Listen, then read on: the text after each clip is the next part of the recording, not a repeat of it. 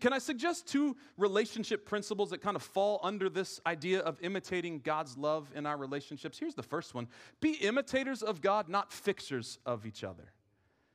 We spend way too much time trying to fix our people, whatever that relationship is. And everything, like early in relationships, everything, even like some of the red flags or some of those things that we overlook because we'll fix them later or we'll learn to love them, the things that were cute and annoying are now just annoying. Michelle and I have been together for 30 years. We've been married for 21. We started dating in high school, and so we were dated for 9 years, high school and college. And I'm sure there's a mile-long list of things she would like to fix about me. But here's one thing we've learned, and maybe you need to hear this today.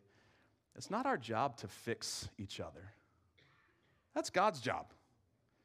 There's no quick fixes, no magic formulas. There are no Instagram perfect relationships, but there is a path.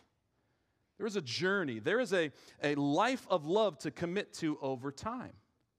See, when I focus on my relationship with God, rather than fixing them, the chances of our relationships being much better are much higher. It's not my job. It's not your job to fix them. It's your job and my job to become the kind of person that God wants us to be, that they want to be around, that they will come to and talk to consistently, right? And vice versa. That's our job.